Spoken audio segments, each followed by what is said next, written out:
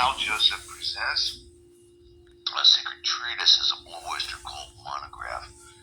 Let's talk about a real monograph. Let's talk about my education. Been to several different colleges. I was an F student at one time, a D student. I got a couple A's, a B plus. I took archery and golf. I took soccer. I took speech, Spanish, drama, English lit, American lit, communication, history at West LA College. And during the summer, I had to write a story about the Salem witch trials. Can't remember the name of the book. I remember a guy named Cotton Mather. Not Jerry Mathers of the Leave It to the Beaver, but Cotton Mather. Speaking of Leave It to Beaver, Tony Dow, who played Wally, died at age 77 a couple years ago. What a great guy. His son said he was a great father. And you know who else was a great father? James Caan, the actor from Thief with Tuesday Weld, and The Godfather, and several other movies. Curly-headed guy who claimed he was one of the stupidest Jews in the world, but a great football player. And was in the news once, coming down from his hotel room downstairs. I think he had a gun. I was probably unloaded. He always wanted to be in comedy movies. James Caan did, but because of his reputation and being typecast in The Godfather as a heavy, he never got any comedy roles, unfortunately. That salutation, or boon, not Debbie Boone, you light up my life, but that boon went to Chevy Chase, great actor. More about him later. But let's talk about American literature with Dr. Ravitz at Cal State Dominguez Hills in Carson, California, where I finally got graduated with a simple BA in English and a minor in philosophy in 1998, December, the year my grandfather Albert Benson died at age 82 from a car crash, and my best friend Richard Stratford from Baltimore, Maryland, blew his brains out over a woman. I told him not to. And he said, "Don't worry, Alan, I'm not going to commit suicide." Well, they found him in the garage with soldierly grease paint on his face. His watch was taken off. I received that watch as part of the bequest, along with his cassette tape collection. But anyway, they found him. He had blown his brains out with one of his father's guns instead in the garage of his mother's house in Westchester, California, where I lived right down the street from him. We met at an Emotional Health Anonymous meeting in Torrance on Victor and Torrance Boulevard at the Good Shepherd Church right behind what is still McDonald's. And a shout out to Mark Sizemore, who took care of me the other night, and his girl Sherry. I owe you guys big time. I know we were supposed to get an RV. So anyway, American literature with Dr. Ravitz. We read 11 fiction novels, including probably my favorite novel of all time. It's hard to pick, but Sister Carrie by Theodore Dreiser, published in 1900 and promoted by a literary critic by the name of Frank Norris, also a writer in his own right. He wrote McTeague. We had to read that story too. That novel that was about a dentist named McTeague, obviously, and it was the subject of a silent movie called Greed, which is 7 or 8 hours in the beginnings of silent film. And Greed is a good movie. I never saw it. That's why. But I've read the book a couple times. The book is quite depressing. So all these books, McTeague, Sister Carrie, I think we read The Sun Also Rises by Ernest Hemingway. That was a good book, by the way. Very good book. And what else did we read? House of Mirth by Edith Wharton. A difficult book. I didn't really understand it too well. It was okay. Another great book we read was The Rise of Silas Lapham, which I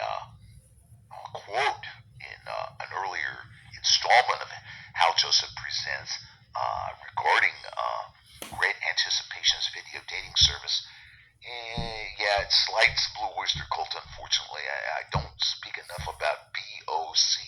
By the way, I have yet to find the song Still Burning on YouTube. It's the sequel to Burning for You, and came out on the Heaven Forbid album, 1998. Another incredible, illustrious comeback album of Blue Oyster Cult's, 10 years after Imagine Us. But anyway, so we read McTeague, Sister Carrie, The Rise of Silas Lapham, Ernest Hemingway's The Sun Also Rises, and several other books that escape me at the moment. But at the very one of the last sessions of Dr. Ravitz's class, and what a great professor. He claimed, by the way, that Theodore Dreiser was a great writer, but that he didn't have a sense of humor. And I found that painful, because I thought Theodore Dreiser was funny. And I went on to read on my own An American Tragedy, an 800-page book, paperback, small print, about a bellhop. That's funny, so I think Dr. Ravis missed the forest for the trees. But anyway, at the end of the semester, and the test was, we also read The Prairie by James Fenimore Cooper. It's the most difficult book I've ever read, and as far as westerns are concerned, I prefer Louis L'Amour or Larry McMurtry, who wrote The Streets of Laredo. That was good. A little gory for me. Too much gore. Remember Al Gore and Leslie Gore? Anyway. So anyway, I'm sitting in the back of the class. I raised my hand and asked Dr. Rabbits, "Teacher, why are all these 11 novels tragedies?" He looked at me and he said, "Well, what else is there?" And you could have knocked me over with a feather. I had to give that some thought. And you could have heard a pin drop then. Nobody said anything. And then he moved on to other matters. The test, the final exam, which is basically write these answers down. Because we want you. It'll be on the final. Get a big pen and write do a crib sheet on the palm of your hand. Not palmistry or your lifeline or how many kids you've got, but how to get a passing grade in American literature. It wasn't easy. And 11 novels in one semester, including 3 other classes. In British literature, we had to read Chaucer. Geoffrey Chaucer actually preceded Shakespeare. I liked him better. You know why? He didn't exhaust the canon of Old English and Middle English, but I thought The Pardoner's Tale was pretty good, if I remember it. Audrey Lopez got an A in Dr. Schaefer's class because, well, she was smart, pre-law, and probably 20 years younger than me, but she was able to quote Geoffrey Chaucer's, some of his passages in one of the Canterbury Tales, and quite impressive. So anyway, cosmology was another class I had to take just to graduate. I was in the Disabled Students Union. Along with that, I took philosophy with Dr. Shimomise, H.A. Shimomise, who invited everybody after the semester was over to watch a Parsifal, some sort of old movie or play, lit opera, I don't know, on his big screen TV in his house. But I had to bow out. I didn't want to watch Parsifal. I'm not into movies. So anyway, H.A. saw fit to publish. Well, he asked permission to publish my,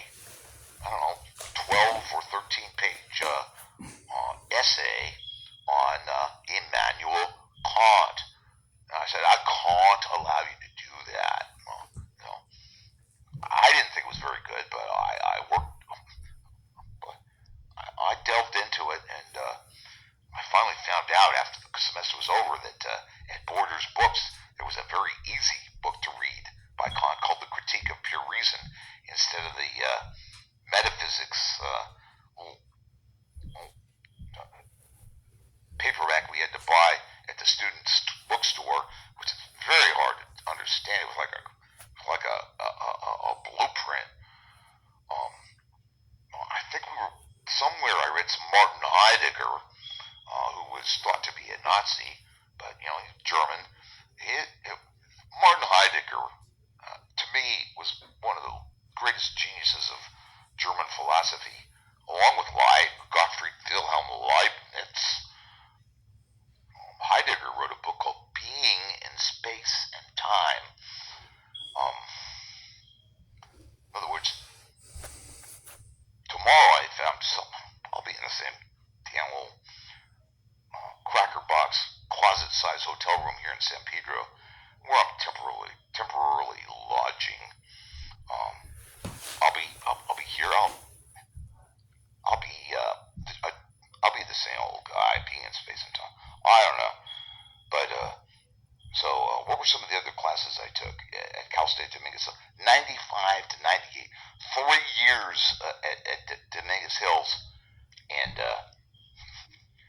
this bears mention.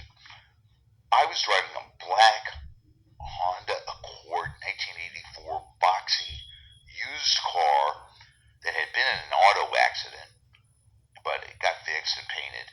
And one day, after class, I went to my car, put the key in, opened the car door, got in, and it was not my car, somebody else's car, but the key fit. I subsequently got out of the car, got into my car, two aisles, 2 slots down, and drove home. Just a quirk, I took another philosophy class that I got an A in. I don't remember much about it. We had to read some modern philosophy, like 20th century modern philosophy about brains and brain transplants, and it really was kind of flaky. It wasn't old. I like the old philosophers from the 16th, 17th, 18th, even the 20th century philosophers, like or early 20th, like John Stuart Mill, David Hume, Jeremy Bentham, who talked about expediency and utilitarianism. But anyway, let me look at my notes.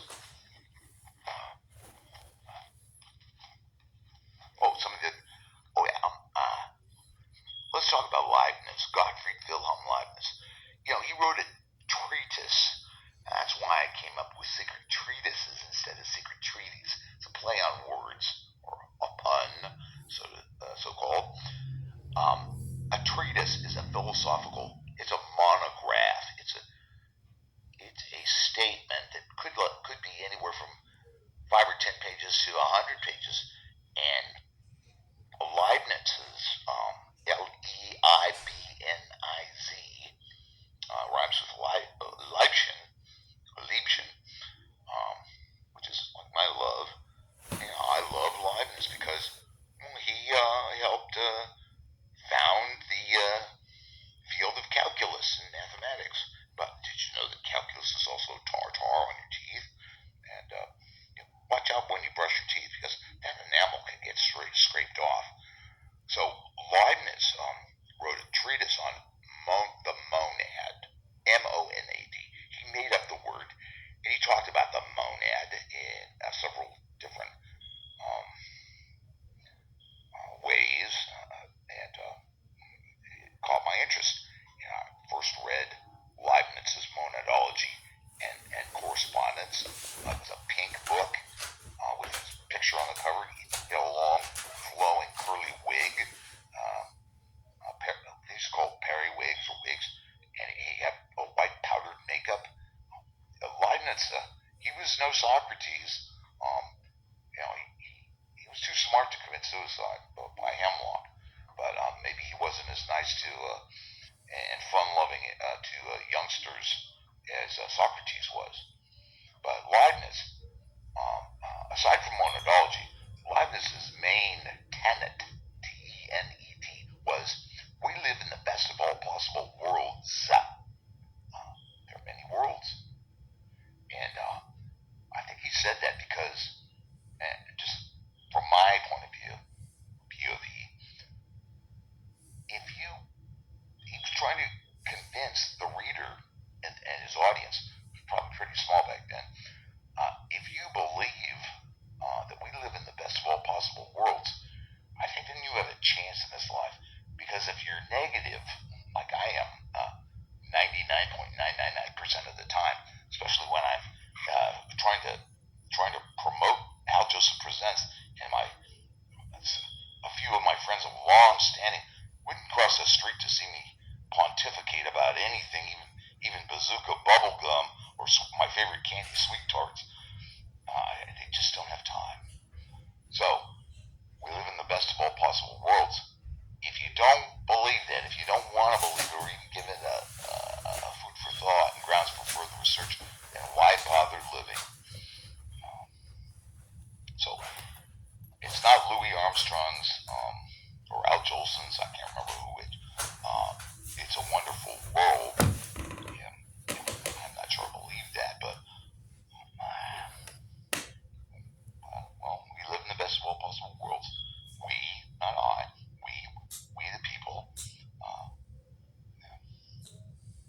So, on to other philosophers that we read in 1974, my first class, Philosophy 101 with Dr. Firth at UCLA, where I had to withdraw after two trimesters because of a skateboarding accident. But I completed Philosophy 101 called Mind, Mechanism, and Freedom. Probably the best damn course I ever took. Professor Firth had us read George Berkeley's, not Berkeley, I think UC Berkeley was named after George Berkeley. He was a nihilist of the 20th century who said there's nothing exists.